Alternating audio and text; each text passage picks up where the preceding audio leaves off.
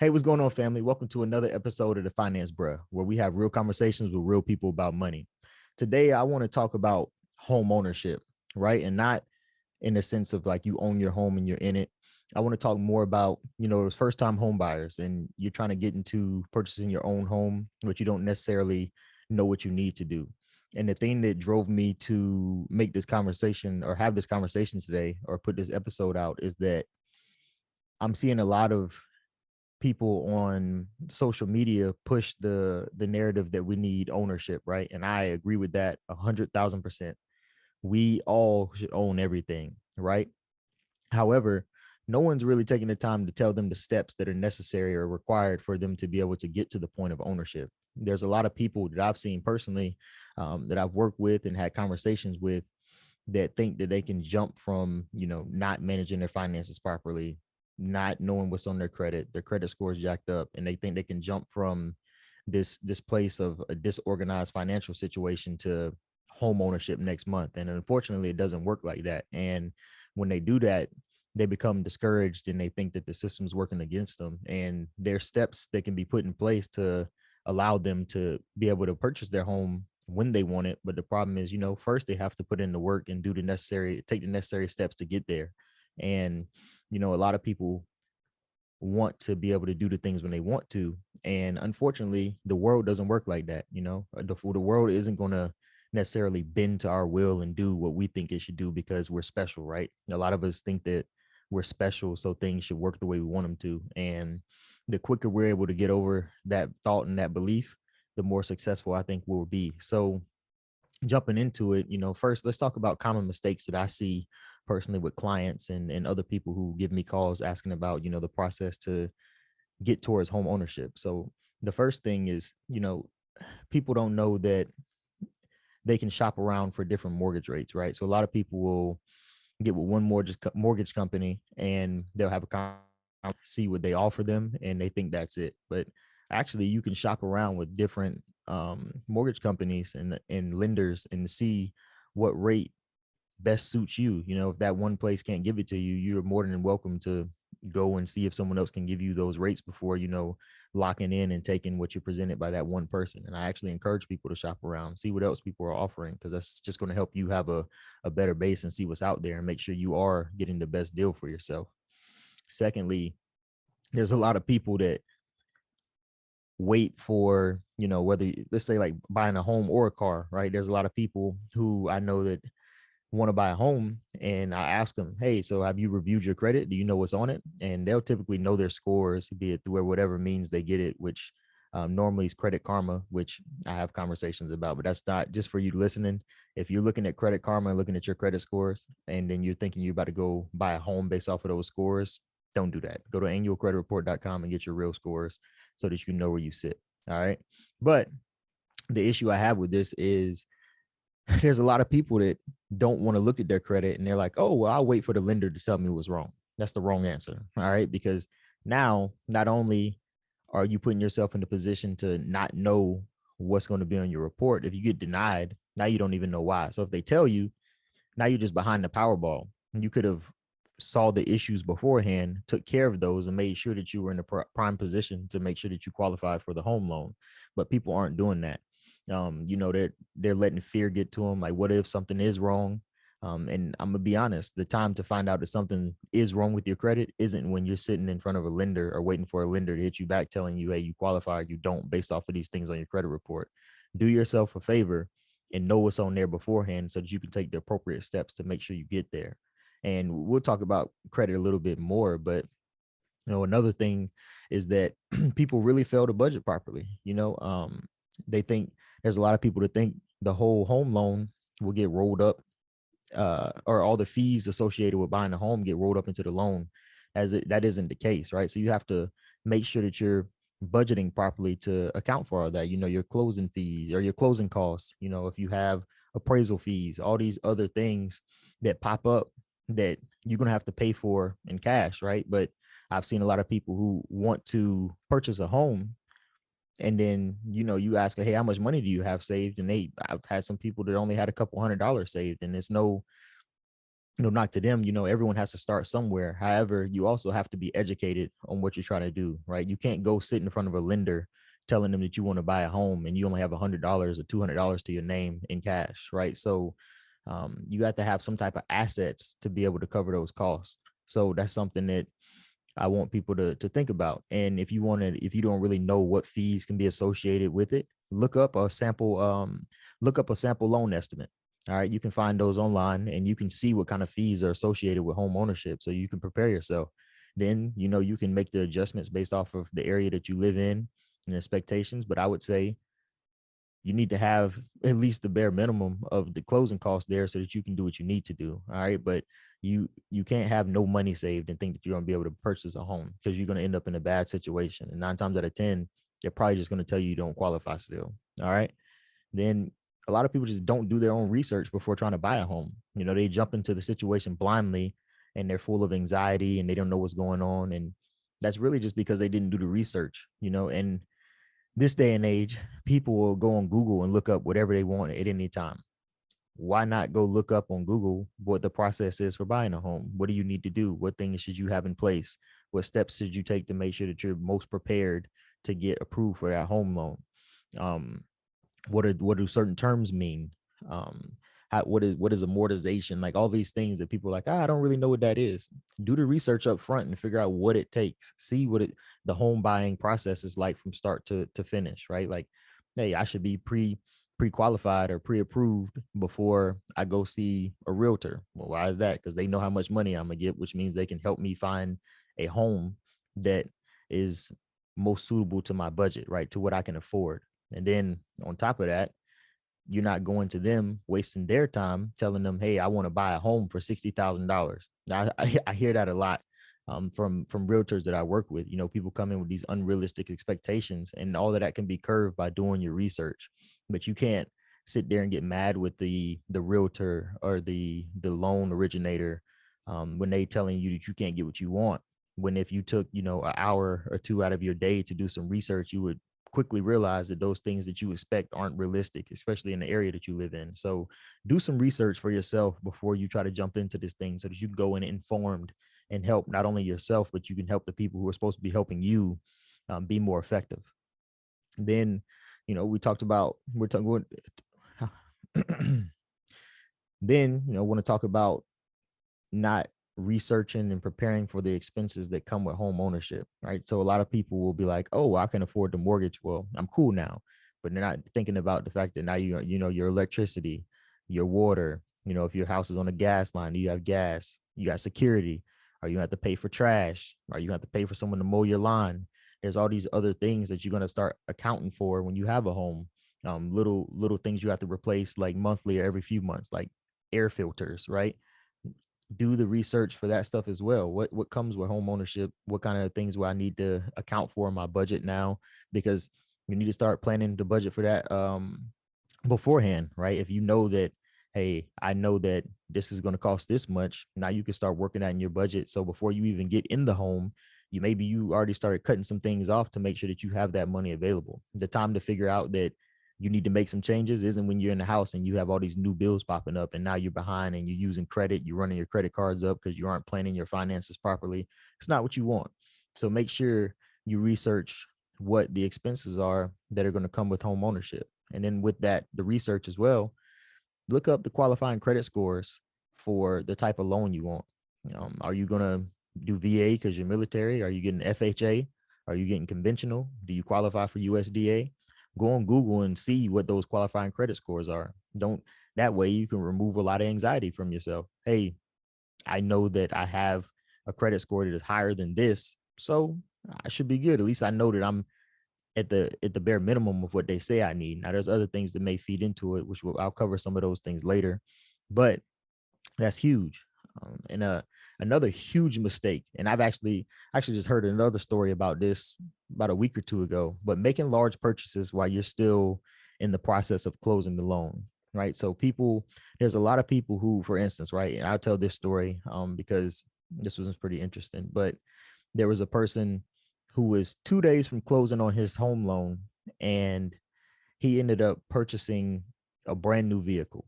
Now, the issue with that is when you make a large purchase while you're still in the process of closing the loan, which means you haven't signed, it hasn't been closed, and you aren't like owner or sitting in the home at this point, right? That large purchase can now affect your debt to income ratio. So whereas before you may have qualified for the loan based off of your current debt to income ratio, that new purchase now reporting on your credit has just skewed your qualification. So whereas before you would have been good, now that person actually, after making the purchase of the vehicle, got disqualified for the loan 2 days before he was supposed to close on his home.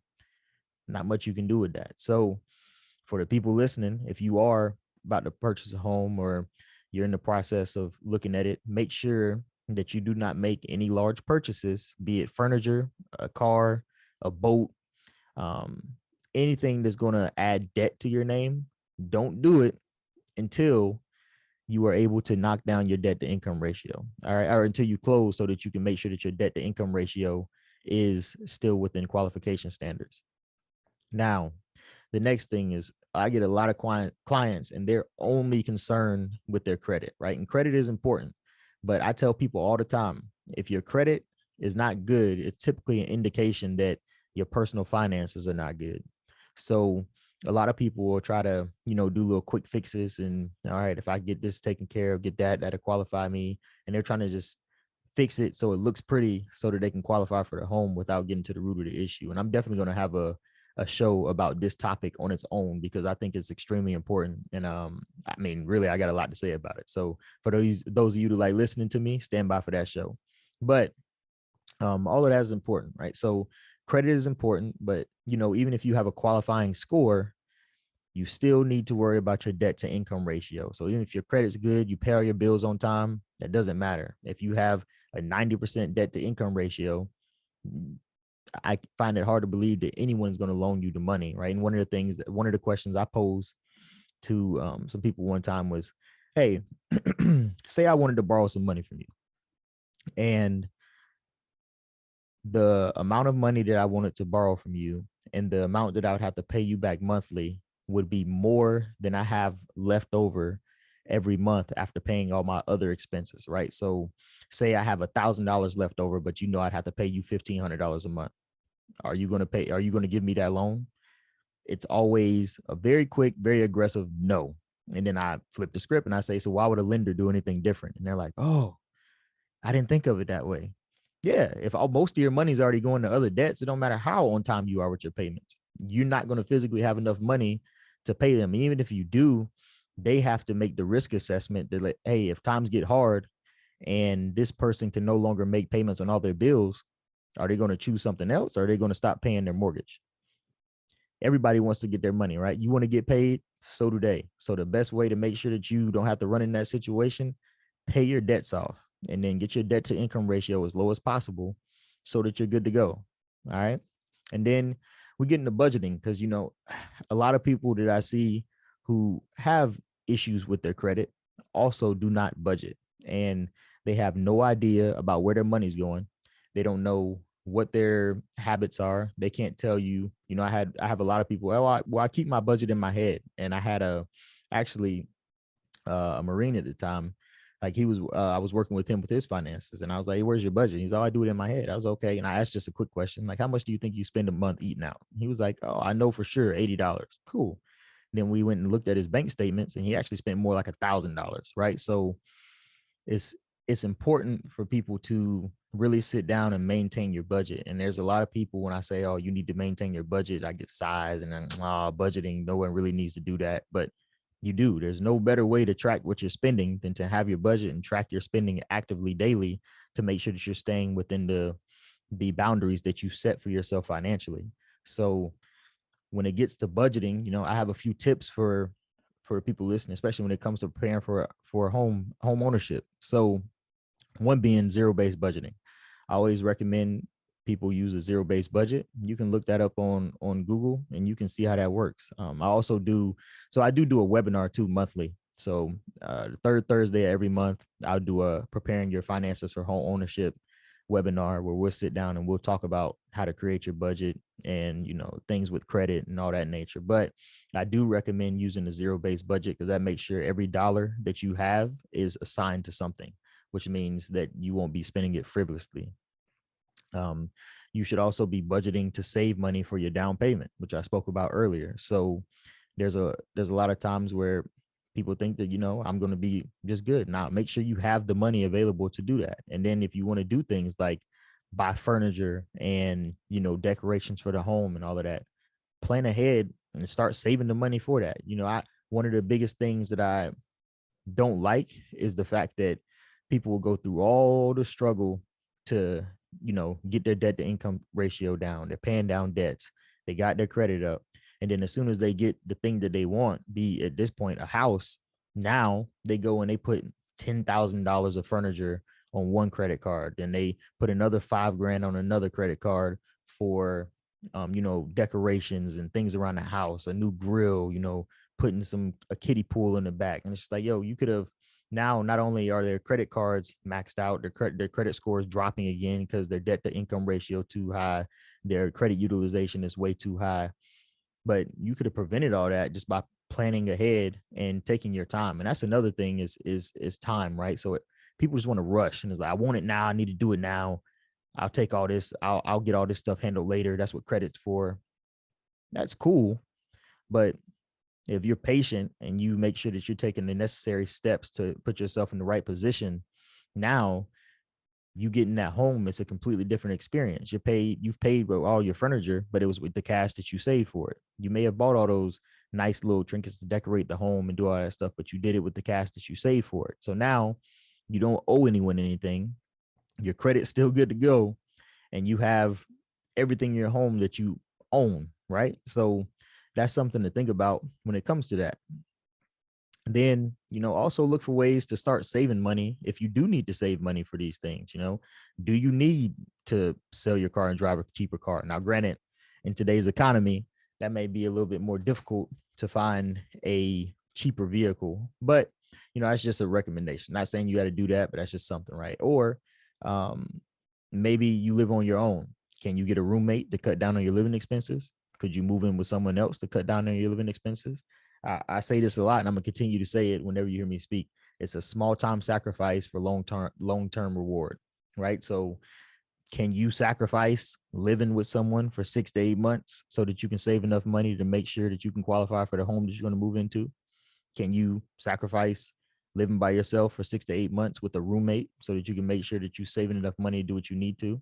Right? People, I need my own space. I can't do that. Well, cool. You don't want to get a home, right? Because if you truly wanted to reach that goal, you're going to find sacrifices that you can make sure that you can do those things. And while those things may not be ideal, it's some of the easiest things that you can implement quickly to make sure that you put yourself in a position to be successful with home ownership. And then, another, building an emergency fund, right? So along with the savings, and we talk about saving for your furniture and all the stuff around the house and for down payments, but also you should have an emergency fund, right? Typically, for what I've seen, the lender wants to see at least 2 to 3 months of, so let's say for easy math, right? Your mortgage is $1,000. If they see $3,000 in an account, they know that, hey, if you were to hit hard times, at least they know that if you have 3 months of payments there till you figure things out. That's going to make them a lot more comfortable. Even for yourself, you should want to make sure that you have an emergency fund to take care of emergencies, right? So if you lost your job, and you should have a 6 to 12 month emergency fund there to make sure that you can cover your expenses. And that's everything, right? So you have your mortgage, all that other stuff. Figure out what that number is. I'd even add 10% to it, right? Just to make sure that you be good to go, and then do that for 6 to 12 months. So multiply that times 6 or 12, you'll figure out what that number is, right? So if you spend $2,500 a month between your mortgage and everything, all the money you spend a month turns out to $2,500 a month with your mortgage payment.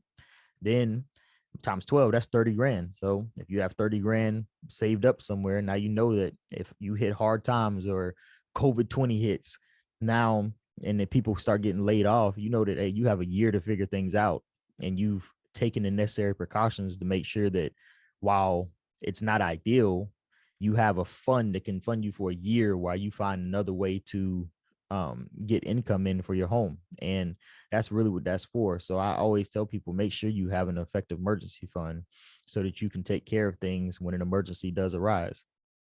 Another thing, when it gets to home ownership, right? So a lot of people is like, I want this and this and this, and I need to live in this. And that's either home ownership or where you're renting as well, right? Because this applies to both. But a lot of people like to live above their means because they feel like they deserve it.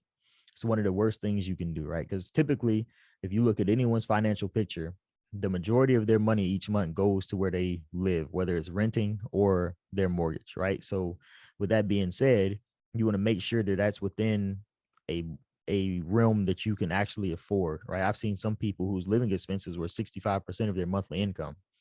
Then they wonder why they have no money for anything else. That's ridiculous, right? So the recommended percentages that I tell people when it comes to getting a home, whether you're renting or you're purchasing and getting a mortgage, it should be between 25% and 35% of your monthly income.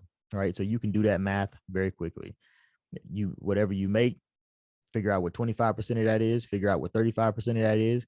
As long as you're within that range, you'll be good. And I always tell people I recommend being closer to the 25 because that leaves you more money to do other things with. But at least if you're within that window, you know that you're going to be covered, right? And something else that I didn't hit on earlier was with the research part is really looking into even the payments, right? So one of the one of the things that shocked me. So when I bought my first home, after a year, I had been, making my payments on time, doing all this, and I looked at my remaining balance on my mortgage, and I was like, this is a lot lower than I thought it was. I've been paying this bill every month for a year. Like I feel like this balance should be lower. And then I actually read through the fine details of my bank statement and realized that part of the payment was going to principal, but majority of it was going to interest. And I did research, found out that majority of installment loans, such as a mortgage or a car, the interest is front loaded on those accounts. So that means that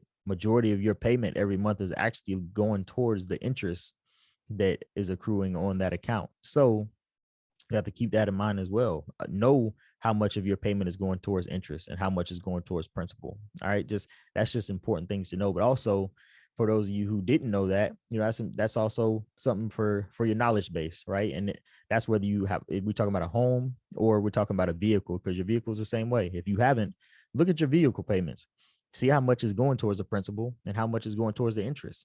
You should know that, all right, because that'll help you figure out how much money that you. So say, for instance, we're not talking about a home now, but say a car. If you want to pay off your car, you're going to be able to do that calculation to see how much money you would save by paying that vehicle early, how much money you're going to save on the interest, right? Because a home, if you're going to be in this, if that's your forever home, then cool, you can talk about paying it off early. But with someone who's, probably you're going to be moving again and you have that, maybe you're not going to pay it early, which means you're just going to make those payments on time. And if you have a 3-bedroom home and you rent out 1 or 2 of those bedrooms, I mean, maybe you're not even paying a mortgage at all. Maybe your tenants that are in the other 2 bedrooms are covering that mortgage for you, and you kind of just using it till you leave, and then you rent the whole home out and now it's an asset, right? So I really, really want people who are listening to this right now to understand that if you have an apartment, if you're renting a home, or if you have a mortgage, you should be staying between 25% and 35%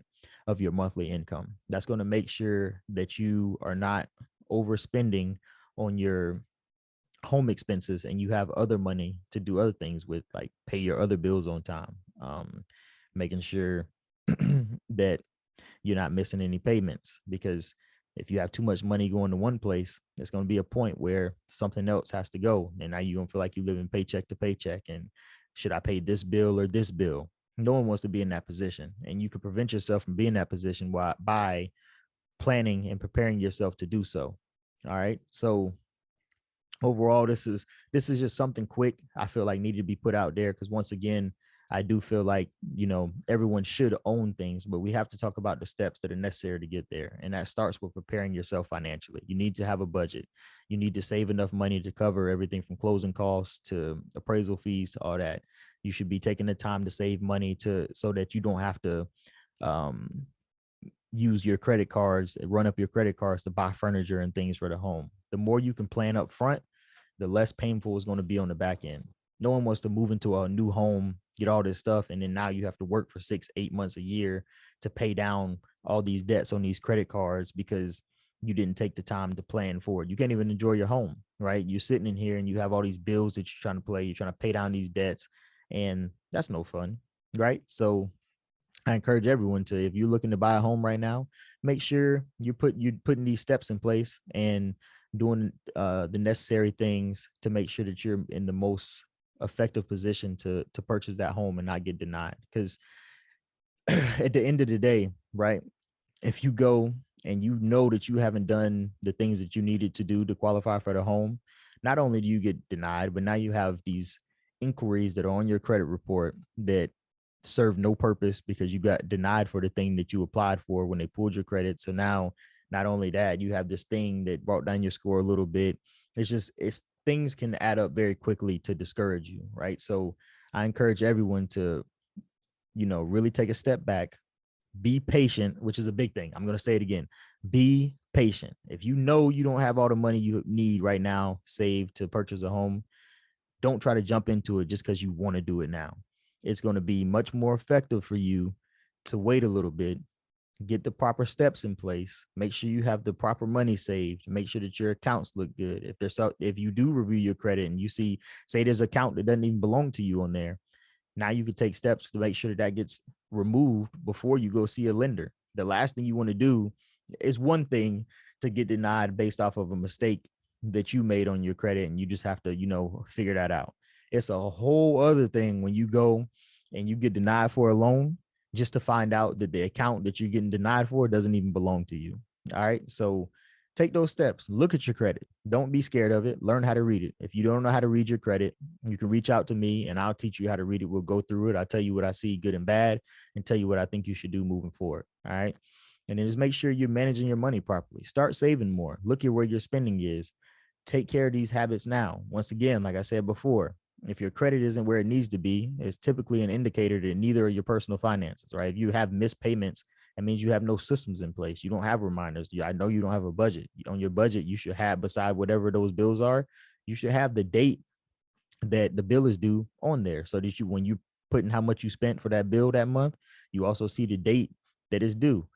Everyone has cell phones, right? Whether you have a iPhone or a Droid, I know they both have a calendar. You should be putting calendar reminders every month when that bill is due to remind yourself, because even if it's on auto pay doesn't always work. But if you have that reminder in your cell phone that pops up, hey, this bill is due today, takes you a minute or two to go pop in that account to make sure the bill was actually paid. I've actually personally had a moment where I went and I did that, and I realized that the auto pay system in that account was not working. So if I didn't actually have these systems in place and just assumed that everything was taken care of, I wouldn't have known that the bill wasn't paid until the following month, which is 30 days, which means I would have had a 30-day late payment on my credit. Not what I want, right? Because I put those proper systems in place. Now I didn't have to worry about that. And I was able to catch something as an error before it became a bigger issue for me and having to jump back through trying to see if I can get that late payment removed. That's just stuff that I don't want to deal with. And I know y'all don't want to deal with either. So once again, take the proper steps now. Be patient with yourself. Don't try to rush into things, and make sure that you're building this solid foundation for yourself. Because once you build this foundation for yourself, you'll be able to do whatever else you want. Right. And then when things get, difficult, life hits, that you're going to have all these things in place and set up so that you can be effective and start reaching your goals when you want to, and not being subject to other people's beliefs about you because you didn't take the proper steps beforehand.